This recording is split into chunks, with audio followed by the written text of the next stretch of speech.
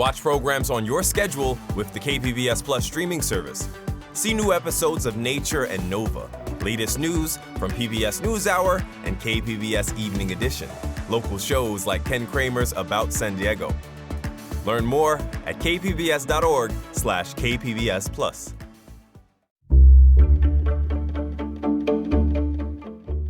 Good morning, I'm Lawrence K. Jackson. It's Wednesday, May 13th. County leaders will soon vote on closing a residential campus for foster youth. More on that next, but first, the headlines.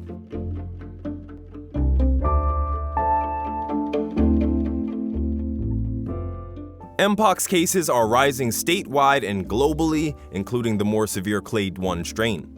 San Diego County has reported 12 Clade 2 cases among men 17 to 52 years old this year and 0 Clade 1 cases. The disease spreads through close physical contact. County public health officials are urging people at greater risk for Mpox to get both doses of the Jynneos vaccine. People who have only received one dose are urged to complete the series as soon as possible.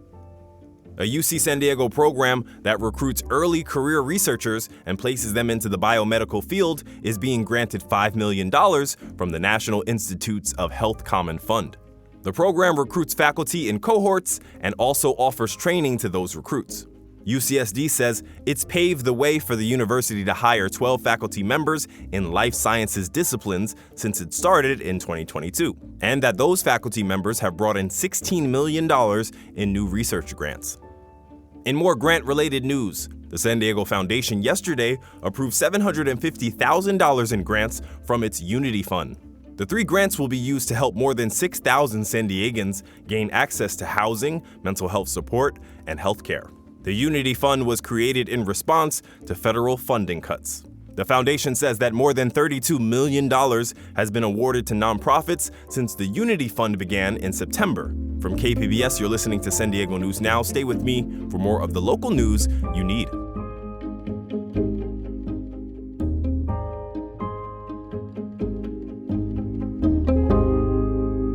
KPBS On Demand is supported by the San Diego County Toyota dealers, presenting a new 2025 RAV4 with on- and off-the-road versatility and available all-wheel drive with gas, hybrid, and plug-in options available. Visit your Toyota dealer for more. The San Diego County Toyota dealers. We make it easy.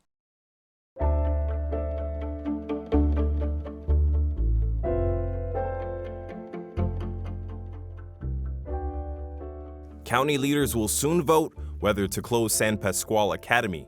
Education reporter Katie Anastas says enrollment has dropped as the foster care system has changed. San Pasqual Academy is a residential campus for foster youth. It's provided housing, a high school, mental health services, and more since 2001. Over the last decade, state and federal law has prioritized placing kids with family members instead of in group settings. That's meant fewer students at San Pasqual Academy and fewer sources of funding.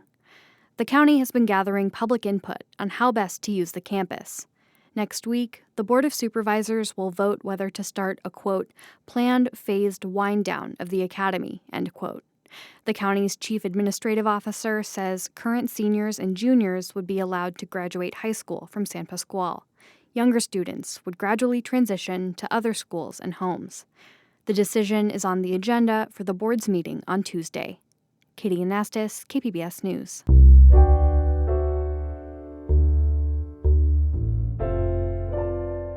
The 4th of July is still nearly 2 months away, but one North County city is getting ready to fight illegal fireworks with hefty fines. North County reporter Alexander Wen explains the new ordinance in Oceanside. This is the scene that the city of Oceanside is hoping to stop. Illegal fireworks lighting up in people's backyards and causing a nuisance. Michael Zuddy says the fireworks not only disrupt the neighborhood, it is also a fire danger. I live near the San Luis Rey River, which is it's a fire danger area, and I've seen when I've ridden on the bike trail where the like Roman candles have been fired off. The city has had a ban for years, but the city council had just passed a schedule of fines that started $1,000 for the first violation, $2,500 for the second, and $5,000 for the third. The fines are capped at $10,000 for a calendar year. Zuddy hopes the hefty fine would be enough to deter people from lighting up. The council still has to take one more vote. If it passes the second reading, the new ordinance goes into effect June 19th. Alexander Nguyen, KPBS News. The County Department of Animal Services has faced increased scrutiny from the public and county leaders over the last year following a series of stories from KPBS. Investigative reporter Scott Rod says the county has addressed some key issues, but other serious problems remain. He sat down with anchor Debbie Cruz to discuss those problems and more. Scott Rod joins me now to discuss. Hi, Scott. Hi, Debbie. To start, remind us, what did your reporting uncover at county-run animal shelters? So again, we looked into the County Department of Animal Services. They run 2 animal shelters, one in Carlsbad, one in Bonita, and they serve the unincorporated areas of the county. And my reporting partner, Lainey Alfaro, and I, we found that the euthanasia rate for dogs had spiked in recent years. And we found that some dogs were euthanized under questionable circumstances. There's also a very high staff turnover rate. A couple years ago, it was over 65%. We also found that there was an audit that was done of the department several years ago. It raised some pretty serious concerns, but that audit was buried. And we also uncovered a voice recording that was sent by the former assistant director that included profane, disparaging language about shelter dogs. And so we uncovered quite a bit. What was the county's response to the issues you found? Well, the county defended the shelters as doing very important work in the county, and that is true. They do some very important work here. And it's important to note that most dogs and other animals do leave the shelter system alive here in the county. But they also acknowledged that there were some real issues that they needed to improve upon, and that included the short staffing that they had, and the euthanasia rate that had gone up significantly, and also some of the shelter practices, including cleaning kennels and also just the conditions for dogs, in particular at the Bonita shelter. Since then, what improvements has the county made? Well, they did significantly reduce their dog euthanasia rate. It had gone from about 5% before the pandemic to up to about 12% several years later. It's since dropped to about 6%, so a pretty significant improvement. The staff turnover rate also dropped from over 65% to about to under 35%. So again, quite an improvement. They also named a new director and assistant director recently. So what issues have not been addressed yet? Well, some shelter practices down at the Bonita shelter in particular haven't been addressed. That includes hosing down kennels while dogs are still inside. That's something that the Association of Shelter Veterinarians calls unacceptable, which means it should be avoided, full stop. There also are no beds for most dogs at Bonita. That means that they're standing or laying on concrete pretty much for most of the day. I spoke to Amy Fisher. She's a professor at the University of Illinois' Department of Animal Services, and she called these conditions for dogs mind-boggling. Because it's such an easy fix. And it's just common sense that if you're housing these animals, they should have a bed. They should not get hosed down during cleaning. It's just common sense. So I'm a little upset, to be honest. And while staff turnover rate has decreased, the shelters have also closed on half a dozen occasions since late last year because of staff shortages. The county plans to open a new shelter in Santee later this year. How does that factor into all of this? Well, the new shelter should solve some of these outstanding issues. It would mean relief for animals at Bonita, in particular the dogs there, because the plan is to decommission the Bonita shelter, which is 52 years old, and transfer many of those animals to the new shelter in Santee. But the county said originally that they were going to finish this new state-of-the-art shelter by early 2026. But there have been multiple delays, and now they say it's going to be finished in the fall of this year. And it's worth noting that, government projects are often delayed, but this isn't the typical government construction project where, with each delay, you're looking at animals staying in substandard conditions, in particular the dogs at Bonita staying in substandard conditions, and that can impact their stress levels, their health, if there are any behavioral issues that they have, it could exacerbate that, and ultimately it could impact their adoptability. Right. I've been speaking with KPBS investigative reporter Scott Rod. Thanks for joining me, Scott. Thank you.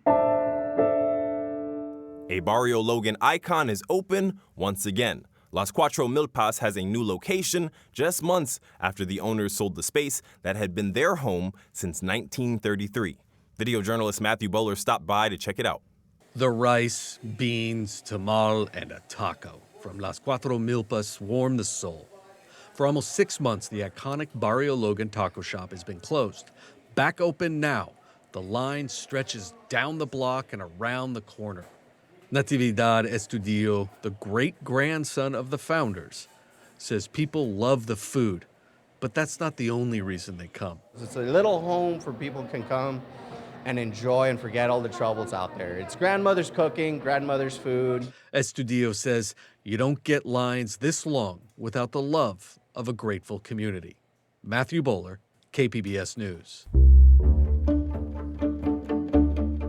That's it for the podcast today. As always, you can find more San Diego news online at kpbs.org. I'm Lawrence K. Jackson. Thanks for listening and subscribing. By doing so, you're supporting public media, and I want to thank you for that. Have a great day.